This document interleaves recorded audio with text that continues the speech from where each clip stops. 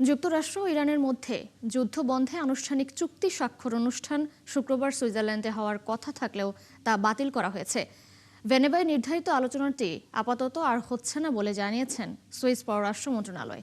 এদিকে যুদ্ধবিরতির আলোচনার মধ্যেও নতুন করে লেবাননের দক্ষিণাঞ্চলে ইসরায়েলি হামলায় হতাহত হয়েছেন বেশ কয়েকজন। দর্শক আরও জানাচ্ছেন দেওয়ান মুবাশশিরা হোসেন। যুক্তরাষ্ট্র ও ইরানের মধ্যে যুদ্ধবন্ধে সমঝোতার পর বদলে যাচ্ছে মধ্যপ্রাচ্যের কূটনৈতিক সমীকরণ। শুক্রবার সুইজারল্যান্ডে হওয়ার কথা ছিল চুক্তি স্বাক্ষরের আনুষ্ঠানিক আয়োজন। তবে মধ্যস্থতাকারী দেশ পাকিস্তান জানিয়েছে দুই দেশের প্রেসিডেন্ট ভার্চুয়াল পদ্ধতিতে আগেই সমঝোতায় সই করায় বাতিল করা হয়েছে সেই অনুষ্ঠান। এরই মধ্যে সুইস পররাষ্ট্র মন্ত্রণালয় জানিয়েছে যুক্তরাষ্ট্র ও ইরানের মধ্যে জেনেভায় শুক্রবার নির্ধারিত আলোচনাটি অনুষ্ঠিত হচ্ছে না। মার্কিন ভাইস প্রেসিডেন্ট জেডি ভেন্স ইরানি প্রতিনিধিদের সঙ্গে বৈঠকের জন্য সুইজারল্যান্ড সফরের পরিকল্পনা বাতিল করেছেন বলে নিশ্চিত করেছে হোয়াইট হাউস। তবে এই চুক্তির অন্যতম গুরুত্বপূর্ণ বিষয় ছিল ইসরায়েল ও লেবাননের সীমান্তে সংঘাত কমানো এবং যুদ্ধবিরতি কার্যকর করা। কিন্তু সমঝোতার পরও থামেনি লেবাননে ইসরায়েলি আগ্রাসন। দক্ষিণাঞ্চলের নাবাতিয়ে জেলায় ইসরায়েলি হামলায় হতাহত হয়েছেন বেশ কয়েকজন। এছাড়া কফর জুস, কফর রেমান, জেবদিন সহ বিভিন্ন এলাকায় হামলার খবর পাওয়া গেছে। ফলে নতুন এই সমঝোতার বাস্তবায়ন নিয়েও তৈরি হয়েছে অনিশ্চয়তা। এদিকে সমঝোতা কার্যকর হওয়ার পর ইরানের ওপর আরোপ করা যুক্তরাষ্ট্রের নৌ অবরোধ তুলে নেওয়া হয়েছে। তবে যুক্তরাষ্ট্রের সেন্ট্রাল কমান্ড জানিয়েছে কিছু মার্কিন নৌজাহান ওই অঞ্চলে অবস্থান করবে। প্রথমবারের মতো এই চুক্তি নিয়ে মন্তব্য করেছেন ইরানের সর্বোচ্চ নেতা মোস্তফা খামেনি। তিনি জানিয়েছেন ভিন্নমত থাকলেও ইরানের স্বার্থ রক্ষার আশ্বাস পাওয়ার পর তিনি সমঝোতায় অনুমোদন দিয়েছেন। তবে তিনি অভিযোগ করেন প্রেসিডেন্ট ট্রাম্প চাপ প্রয়োগ করেই এই সমঝোতায় পৌঁছাতে চেয়েছেন। দেওয়ান মুবাশশিরা হোসেন, ৭১।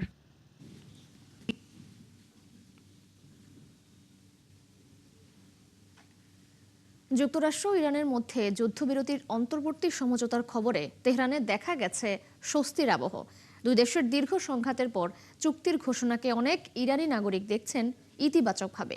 তবে দক্ষিণ লেবাননে এখনও রয়েছে শঙ্কা। তারা মনে করেন চুক্তি নয় বরং বাস্তবায়নই হবে শান্তির আসল পরীক্ষা। আরও জানাচ্ছেন দেওয়ান মুবাশশিরা হোসেন। দীর্ঘ সংঘাত, হামলা পাল্টা হামলার পর অবশেষে যুদ্ধবিরতির পথে যুক্তরাষ্ট্র ও ইরান। দুই দেশের মধ্যে অন্তর্বর্তী সমঝোতার খবরে তেহরানের রাস্তায় দেখা গেছে স্বস্তির চিত্র। চুক্তির খবর ছড়িয়ে পড়ার পর তেহরানের রাস্তায় নেমে অনেকেই প্রকাশ করেছেন আনন্দ ও আশাবাদ। তেহরানের বাসিন্দারা বলছেন যুদ্ধের কারণে সবচেয়ে বেশি ভোগান্তি পোহাতে হয় সাধারণ মানুষকেই। তাই এই সমঝোতা যদি মানুষের জীবনে শান্তি ও স্বস্তি ফিরিয়ে আনে সেটিই হবে সবচেয়ে বড় বিষয়। কোনো দেশই যুদ্ধ বা আগ্রাসন চায় না। এই সময়টা আমাদের সবার জন্য কঠিন ছিল। যদি এই চুক্তি মানুষের স্বার্থে হয় তাহলে এটা অবশ্যই ভালো খবর। তবে এই সমঝোতাকে শুধু জয় পরাজয়ের দৃষ্টিতে দেখা ঠিক হবে না। এই চুক্তির কারণে দুই পক্ষই তাদের কিছু লক্ষ্য অর্জন করেছে। কিন্তু সবচেয়ে গুরুত্বপূর্ণ হলো এখন পরিস্থিতি আগের চেয়ে শান্ত হচ্ছে। চুক্তি অনুযায়ী যুক্তরাষ্ট্র ও ইরানের মধ্যে যুদ্ধবিরতি আরও ৬০ দিনের জন্য বাড়ানো হয়েছে। এই সময়ের মধ্যে দুই দেশ স্থায়ী শান্তি চুক্তির বিষয়ে আলোচনা চালিয়ে যাবে। তবে তেহরানের অনেক বাসিন্দা এই সমঝোতাকে ইরানের জন্য বড় অর্জন হিসেবে দেখছেন। এই সমঝোতা ইরানের জন্য একটি বড় বিজয়। এটি আন্তর্জাতিক রাজনীতি এবং দেশের অভ্যন্তরীণ রাজনীতিতেও পরিবর্তন আনতে পারে। আশা করছি সামনে দেশের অর্থনৈতিক অবস্থাও ভালো হবে। তেহরানে যখন স্বস্তির আবহ, তখন দক্ষিণ লেবাননে রয়েছে ভিন্ন চিত্র। সমঝোতায় লেবাননেও যুদ্ধবিরতির কথা বলা হলেও সেখানকার অনেক বাসিন্দা এখনও পুরোপুরি আস্থা রাখতে পারছেন না। আমরা আশা করি এমন একটি চুক্তি হবে যা মানুষের মর্যাদা ও জীবিকা রক্ষা করবে। মানুষ যেন আবার সীমান্ত এলাকায় ফিরতে পারে, কিন্তু পরিস্থিতি খুব কঠিন। লেবাননের অনেকেই বলছেন অতীতের অভিজ্ঞতা থেকে তারা সতর্ক। তাদের আশঙ্কা চুক্তি হলেও যদি তা বাস্তবায়ন না হয় তাহলে আবারও সংঘাত ফিরে আসতে পারে। দেওয়ান মুবাশশিরা হোসেন, ৭১। সৌদি আরবের পতাকাবাহী ৩টি তেলবাহী সুপার ট্যাঙ্কার হরমুজ প্রণালী অতিক্রম করেছে। সামুদ্রিক জাহাজ চলাচল সংক্রান্ত তথ্যদাতা প্রতিষ্ঠান মেরিন ট্রাফিকের ডেটা বিশ্লেষণ করে এই তথ্য জানিয়েছে বার্তা সংস্থা রয়টার্স। প্রতিবেদনে বলা হয় প্রায় ৬০ লাখ ব্যারেল অপরিশোধিত তেল বহনকারী জাহাজগুলো বৃহস্পতিবার প্রণালী অতিক্রম করে। আওতাদ, জাহাম এবং সাদেন নামের 3টি বিশাল ট্যাঙ্কার যুদ্ধ শুরুর পর থেকেই হরমুজ প্রণালীর পশ্চিমে পারস্য উপসাগরে নোঙর করে আটকে ছিল। যুদ্ধবিরতি চুক্তির পর সৌদি ট্যাঙ্কারগুলোর এই যাত্রাকে গুরুত্বপূর্ণ অগ্রগতি হিসেবে দেখা হচ্ছে। একই সঙ্গে কাতারের একটি এলএনজি ট্যাঙ্কার সহ আরও কয়েকটি বাণিজ্যিক জাহাজও প্রণালী ব্যবহার করেছে।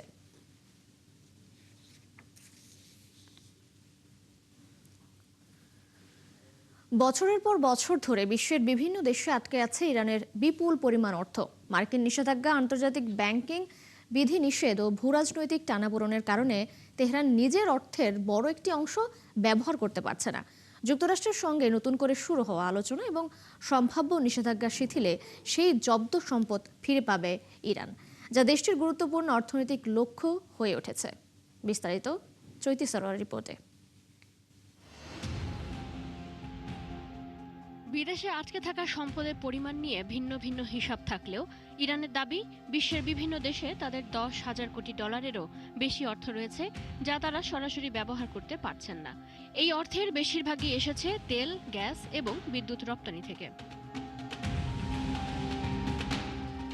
কিন্তু মার্কিন নিষেধাজ্ঞার কারণে সংশ্লিষ্ট দেশগুলোর ব্যাংক ও আর্থিক প্রতিষ্ঠানগুলো সেই অর্থ তেহরানে স্থানান্তর করতে পারেনি। ফলে বছরের পর বছর ধরে অর্থগুলো বিভিন্ন দেশে জমা হতে থাকে। জব্দ সম্পদের সবচেয়ে বড় অংশ রয়েছে চীনে। আন্তর্জাতিক নিষেধাজ্ঞা সত্ত্বেও দেশটি দীর্ঘদিন ধরে ইরানি জ্বালানির অন্যতম বড় ক্রেতা। সেই তেল বিক্রির বিপরীতে জমা হওয়া অর্থের একটি অংশ বিভিন্ন পণ্য আমদানিতে ব্যবহার করা হলেও বিপুল অঙ্কের অর্থ এখনও অব্যবহৃত অবস্থায় রয়েছে। চীনের পর সবচেয়ে বেশি অর্থ আটকে আছে ইরাকে। ইরানের বিদ্যুৎ ও প্রাকৃতিক গ্যাস আমদানির বিপরীতে প্রায় 10 থেকে 15 বিলিয়ন ডলার বাগদাদের আর্থিক ব্যবস্থায় জমা রয়েছে। তবে মার্কিন নিষেধাজ্ঞার কারণে ইরাক সরকার এই অর্থ সরাসরি তেহরানের কাছে হস্তান্তর করতে পারছে না। ফলে অর্থ থাকলেও তা ব্যবহারের সুযোগ সীমিত হয়ে রয়েছে। একসময় ইরানি তেলের বড় ক্রেতা ছিল ভারত ও দক্ষিণ কোরিয়া। 2018 সালে যুক্তরাষ্ট্র নতুন করে নিষেধাজ্ঞা আরোপের পর দুদেশের ব্যাংকিং ব্যবস্থায় ইরানে প্রায় 7 বিলিয়ন ডলার করে আটকে যায়। পরে দক্ষিণ কোরিয়ায় থাকা প্রায় 6 বিলিয়ন ডলার কাতারে স্থানান্তর করা হলেও সেই অর্থ কেবল মানবিক খাতে ব্যবহারের শর্তে রাখা হয়েছে।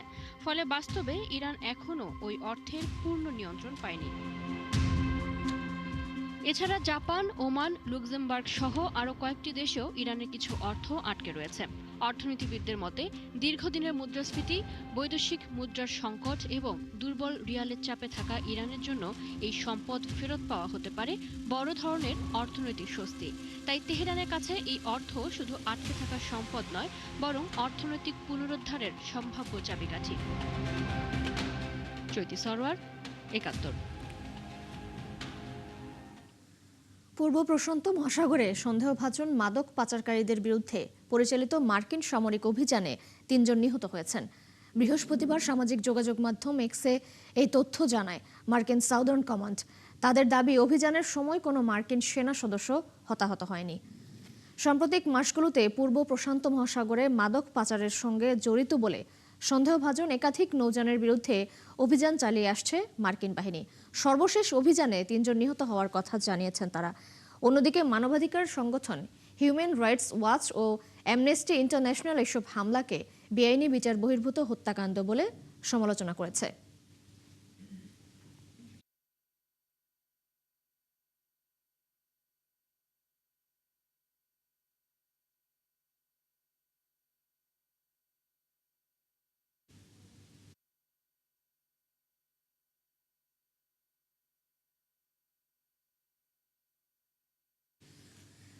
শিশুদের সোশ্যাল মিডিয়া ব্যবহারে নিয়ন্ত্রণ আরোপে যুক্তরাষ্ট্রের ওহাইও অঙ্গরাজ্যের পক্ষে রায় দিয়েছে আদালত। ষষ্ঠ ইউএস সার্কিট কোর্ট অব আপিলস জানিয়েছে 16 বছরের কম বয়সীদের সোশ্যাল মিডিয়া ব্যবহারের আগে অভিভাবকদের সম্মতি নেওয়ার আইন কার্যকর করতে পারবে ওহাইও। এর ফলে মেটার ইনস্টাগ্রাম সহ অন্যান্য প্ল্যাটফর্মে শিশুদের প্রবেশে বাড়বে অভিভাবকীয় নজরদারি। ওহাইওর অ্যাটর্নি জেনারেল অ্যান্ডি উইলসন এই সিদ্ধান্তকে পরিবারগুলোর জন্য জয় হিসেবে উল্লেখ করেছেন। তবে প্রযুক্তি শিল্পের সংগঠন নেট চয়েস বলছে, এই আইন শিশুদের অনলাইন কন্টেন্টে প্রবেশের অধিকার ও মত প্রকাশের স্বাধীনতা সীমিত করতে পারে।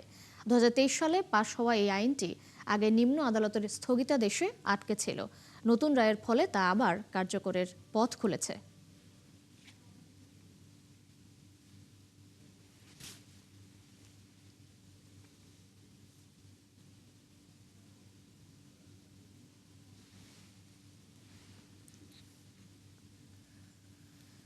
যুক্তরাজ্যের মেকারফিল্ড উপনির্বাচনে জয় পেয়েছেন গ্রেটার ম্যানচেস্টারের মেয়র অ্যান্ডি বার্নহ্যাম। 24,927 ভোট পেয়ে তিনি হারিয়েছেন রিফর্ম ইউকের প্রার্থী রবার্ট কেনিয়নকে। কেনিয়নের চেয়ে 9,000-এরও বেশি ভোটের ব্যবধানে জয় পান বার্নহ্যাম। এই জয়ের মাধ্যমে ব্রিটিশ পার্লামেন্টের সদস্য হওয়ার পথ খুলেছে তার সামনে।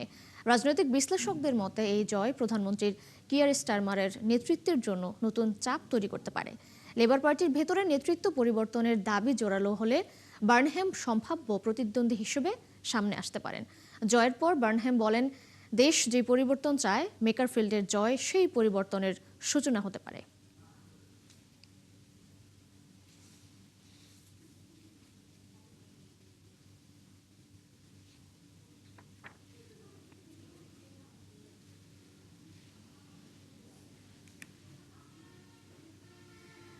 সুইজারল্যান্ডে অভিবাসন নিয়ন্ত্রণে কঠোর সীমা আরোপের প্রস্তাব গণভোটে প্রত্যাখ্যান করেছেন ভোটাররা। ডানপন্থী সুইস পিপলস পার্টির সমর্থিত এই উদ্যোগের বিপক্ষে ভোট দিয়েছেন 54%-এরও বেশি মানুষ। প্রস্তাবটিতে 2050 সালের মধ্যে দেশটির স্থায়ী জনসংখ্যা 1 কোটির মধ্যে সীমাবদ্ধ রাখার কথা বলা হয়েছিল। বর্তমানে সুইজারল্যান্ডের জনসংখ্যা প্রায় 95 লাখ। সরকার, ব্যবসায়ী সংগঠন ও শ্রমিক সংগঠনগুলো এই উদ্যোগের বিরোধিতা করে আসছিল।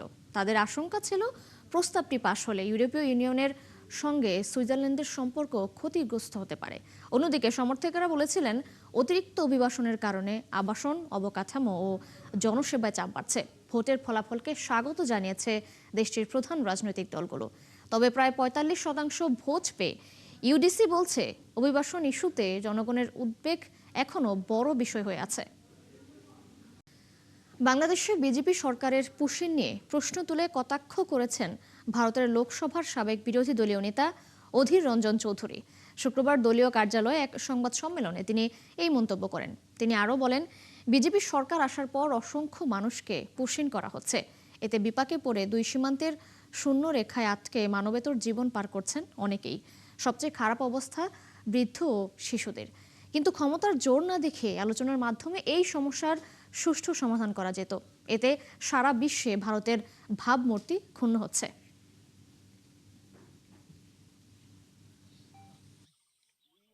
পাঠাতে গেলে সরকারের ওই সরকারটা অনুমতি চাই। আমি এটা অনেক আগে বলেছি, আজকে না। এটা তো লোক দেখানো ভোটের ব্যবস্থা, পুশ ব্যাক। আমরা যেটাকে পুশ ব্যাক বলছি, বাংলাদেশ সেটাকে বলছে পুশ ইন। আমরা অ্যালাউ করবো না। একটা সরকার যদি অ্যালাউ না করে, তুমি কি করে পাঠাবে? তাদের নোম্যান্স ল্যান্ডে বসে আছে, মর। তাদের জাত জানি না, কর্ম জানি না, কিন্তু সাধারণ মানুষ তারা কমসে কম এটা তো মানতেই হবে। তারা সাধারণ মানুষ তো বটেই, হয় ওরা নে, নাহলে তোরা নে, কেউ তো নে, বর্ডারে বসিয়ে রেখে দিই। কলকাতার ঐতিহাসিক রেড রোডে এবার কোরবানির ঈদের জামাতের অনুমতি না মিললেও আন্তর্জাতিক যোগা দিবস উপলক্ষে 7 দিনের জন্য বন্ধ রাখা হয়েছে ব্যস্ততম এই সড়ক। বিষয়টি ঘিরে শুরু হয়েছে নানা বিতর্ক। বিরোধীদের অভিযোগ, জনগণের ভোগান্তি ও যানজটের অজুহাতে ঈদের নামাজ বন্ধ করা হলেও যোগা দিবসের জন্য দীর্ঘ সময় রাস্তা বন্ধ রাখা হচ্ছে। তবে নিরাপত্তার স্বার্থে এমন সিদ্ধান্ত নেওয়া হয়েছে বলে দাবি বিজেপির। কলকাতা থেকে সত্যজিৎ চক্রবর্তীর পাঠানো তথ্য ছবিতে আরাফাত ইসলামের রিপোর্ট। ঈদের নামাজের জন্য অনুমতি মেলেনি প্রশাসন থেকে যানজটের অজুহাতে। তবে যোগা দিবসের আয়োজনের জন্য টানা 7 দিন বন্ধ থাকছে কলকাতার ঐতিহাসিক রেড রোড। এমন সিদ্ধান্তকে ঘিরে নতুন করে উত্তপ্ত হয়ে উঠেছে পশ্চিমবঙ্গের রাজনৈতিক অঙ্গন। সমালোচকদের দাবি, বছরের মাত্র কয়েক ঘন্টার ঈদের জামাত যদি যানজটের কারণ হয়, তবে যোগা দিবসের জন্য টানা 1 সপ্তাহ ধরে রাজধানীর অন্যতম ব্যস্ত সড়ক বন্ধ রাখার যৌক্তিকতা কি? অনেকে অভিযোগ করছেন, এটি শুধু প্রশাসনিক সিদ্ধান্ত নয়, বরং সংখ্যালঘুদের ধর্মীয় অধিকারের প্রশ্নেও দ্বৈতনীতির পরিচয় দিয়েছে কর্তৃপক্ষ। ওখানে যদি নির্দিষ্ট একটা ধর্ম সম্প্রদায়ের মানুষজন প্রেয়ার করে, সেটা হয়ে যায় ট্রাফিক জ্যাম। তো ব্যাপারটা হচ্ছে, দেশের প্রধানমন্ত্রী আসবে, যোগাতে আসবে, তার জন্য 7 দিন আমরা বন্ধ করতে লাগে না। আমার মনে হয় এটা কি এমন জয় হবে? একই ব্যক্তি, একই সরকার, ডবল ইঞ্জিনের সরকার দ্বিচারিতা করছে, মুসলিমদের 2 ঘন্টার নামাজ পড়ার ক্ষেত্রে তাদের বাধাপ্রাপ্ত হচ্ছে। আর তিনাদের যোগ আসন করতে ভারতবর্ষের অনারেবল প্রাইম মিনিস্টার আসছে, কিন্তু সেটাকে কেন্দ্র করে রেড রোড 5 দিন আগে থেকে বন্ধ করে রাখা হচ্ছে। এটা মানুষ দেখছে, মানুষ লক্ষ্য করছে। আগামী রবিবার আন্তর্জাতিক যোগা দিবসের মূল কর্মসূচিতে অংশ নিতে কলকাতায় যাচ্ছেন ভারতের প্রধানমন্ত্রী নরেন্দ্র মোদী। রেড রোডে আয়োজিত ওই অনুষ্ঠানে হাজারো মানুষের অংশগ্রহণের কথা রয়েছে। সেখানে উপস্থিত থাকার কথা রাজ্যের মুখ্যমন্ত্রী শুভেন্দু অধিকারীরও। অনুষ্ঠানকে ঘিরে এরই মধ্যে মঞ্চ নির্মাণ সহ বিভিন্ন প্রস্তুতি শুরু হয়েছে। এ কারণে রবিবার রাত থেকে আগামী 21 জুন পর্যন্ত রেড রোডে সব ধরনের যান চলাচল বন্ধ রাখা হয়েছে। তবে এই সিদ্ধান্তের বিরুদ্ধে ওঠা সমালোচনার জবাবে সরব হয়েছেন পশ্চিমবঙ্গ সরকারের মন্ত্রী এবং বিজেপি নেতা দিলীপ ঘোষ। इसके पहले तो 107 साल तक रेड रोड में नमाज पढ़ा गया। कोई संख्यालघु प्रश्न उठाया था क्यों इतना बड़ा ग्राउंड रहते हुए क्यों नमाज यहाँ पढ़ा जा रहा है? 107 বছর যে রেড রোডে নামাজ পড়া হলো তখন তো কোনো সংখ্যালঘু প্রশ্ন তোলেনি যে এত ময়দান থাকতে কেন রেড রোডে নামাজ পড়া হয়। প্রধানমন্ত্রীর সভা এমন জায়গায় হওয়া উচিত যেখানে কম মানুষের চলাচল হয়। অন্য জায়গায় হলেও আশেপাশের রাস্তা বন্ধ থাকতো, মানুষের বেশি সমস্যা হতো। এখানে হচ্ছে বলেই মানুষের অসুবিধা কম হবে, এটা তো প্রোটোকলের বিষয়। রেড রোডকে ঘিরে এই বিতর্ক এখন শুধু যানজট বা নিরাপত্তার প্রশ্নে সীমাবদ্ধ নেই। ধর্মীয় অধিকার, প্রশাসনিক নিরপেক্ষতা এবং রাজনৈতিক বার্তা সবকিছু মিলিয়ে বিষয়টি পশ্চিমবঙ্গের রাজনীতিতে নতুন আলোচনার জন্ম দিয়েছে। আরাফাত ইসলাম, ৭১। 2023 সালে গাজায় ইসরায়েল হামলা চালানোর পর থেকেই বন্ধ রয়েছে গাজা স্ট্রিপ প্রিমিয়ার লিগ। সেই থেকে আর মাঠে নামতে পারেননি অঞ্চলটির খেলোয়াড়রা। গাজার বেশিরভাগ বাড়িতেই এখন আর নেই কোনো টেলিভিশন, যেখানে বসে তারা টেলিভিশনে বিশ্বকাপ ফুটবল উপভোগ করবেন। তারপরও ইসরায়েলের হামলার ভয় আর নানা বিপত্তির মধ্যেও বিশ্বকাপ দেখছেন গাজার বাসিন্দারা। সৃষ্টি ঘটকের রিপোর্ট। গত শনিবার কাতার বনাম সুইজারল্যান্ডের মধ্যকার ম্যাচটি যখন শুরু হতে যাচ্ছিল, তখন আরাউই তার পুরনো গাজা স্পোর্টস ক্লাবের পেশাদার জার্সি এবং আন্তর্জাতিক প্রতিযোগিতায় জেতা পদকগুলো পরেছিলেন। ইসরায়েলি সামরিক অভিযানের কারণে বাস্তুচ্যুত গাজাবাসীদের আশ্রয় কেন্দ্রে পরিণত হওয়া একটি স্কুলের কক্ষে বন্ধুদের সাথে বসে ম্যাচটি দেখার জন্য অন্ধকারের মধ্যে একটি জ্বলজ্বলে ল্যাপটপের ওপর ঝুঁকে ইন্টারনেট সিগন্যাল খোঁজার চেষ্টা করছিলেন তিনি। গাজাবাসী বাইরে বের হলেও কখনো ভয় থেকে মুক্ত থাকতে পারেন না। এই ক্যাফেটিকেও লক্ষ্যবস্তু করা হতে পারে যে কোনো সময়। কিন্তু আমরা যে কষ্টের মধ্য দিয়ে যাচ্ছি, সবকিছুর পরও আমরা আমাদের জীবন চালিয়ে যাচ্ছি এবং আমরা ম্যাচ দেখব। গাজা সিটির রয়্যাল ক্যাফে পরিচালনাকারী আলা বাবলি মধ্যরাতের পর জ্বালানি চালিত জেনারেটর বন্ধ হয়ে গেলেও গভীর রাতের ম্যাচগুলো যাতে স্ক্রিনে দেখানো যায় সেজন্য দুটি বিকল্প বিদ্যুৎ লাইন এবং একটি ব্যাকআপ ব্যাটারির ব্যবস্থা করেছেন। ক্যাফের দেয়ালে ঝুলানো মিশর ও মরক্কোর পতাকা। ইন্টারনেটের সমস্যা তো আছেই, আর ড্রোনের শব্দ শুনতে পাচ্ছেন। আমরা বাঁচতেও পারি, মরতেও পারি, যে কোনো সময় আমাদের উপর বোমা পড়তে পারে। ফিলিস্তিনি ফুটবল অ্যাসোসিয়েশনের তথ্য অনুযায়ী 2023 সাল থেকে যুদ্ধে ইসরায়েলের হাতে নিহত 73,000 ফিলিস্তিনির মধ্যে 1,000 জন ক্রীড়াবিদ রয়েছেন, যাদের মধ্যে শিশু ও অপেশাদার খেলোয়াড় থেকে শুরু করে রেফারি এবং পেশাদার ক্রীড়াবিদও আছেন। ইসরায়েল প্রায় 285টি ক্রীড়া সুবিধাও ধ্বংস করেছে, যার কিছু বুলডোজার দিয়ে সম্পূর্ণ গুঁড়িয়ে দেওয়া হয়েছে এবং কিছু বোমা হামলায় মাটির সাথে মিশে গেছে। ইসরায়েলি বাহিনী স্টেডিয়ামগুলোকে ডিটেনশন ক্যাম্পে পরিণত করেছে, যার কয়েকটি বন্দীদের উপর নির্যাতনের অভিযোগের কারণে কুখ্যাত হয়ে উঠেছে, যদিও ইসরায়েল তা অস্বীকার করে। গাজা সিটির প্রধান আল ইয়ারমুক স্টেডিয়াম, যেখানে আল আরাউই এবং অন্যান্য পেশাদাররা একসময় হাজার হাজার দর্শকের সামনে খেলতেন, তা এখন বাস্তুচ্যুত পরিবারগুলোর জন্য একটি তাঁবু নগরীতে পরিণত হয়েছে। ফিলিস্তিনি ফুটবল অ্যাসোসিয়েশনের মুস্তফা সিয়াম বলেন, 2023 সালে ইসরায়েলি ধ্বংসাত্মক যুদ্ধ শুরু হওয়ার পর থেকে ফিলিস্তিনি ক্রীড়াঙ্গন ইসরায়েলি সামরিক বাহিনীর অন্যতম প্রধান লক্ষ্যবস্তুতে পরিণত হয়েছে। সৃষ্টি ঘটক, ৭১। এই ছিল আজকের আয়োজনে। বিশ্বের আরো নতুন কিছু খবর ও বিশ্লেষণ নিয়ে আগামীকাল সকাল 9:30টায় আবারও হাজির হবে বিশ্বযোগ। ততক্ষণ সরাসরি সংবাদ অনুষ্ঠান দেখতে চোখ রাখুন ৭১-এর ফেসবুক পেজে এবং সাবস্ক্রাইব করুন ৭১-এর ইউটিউব চ্যানেল। থাকুন ৭১-এর সাথেই।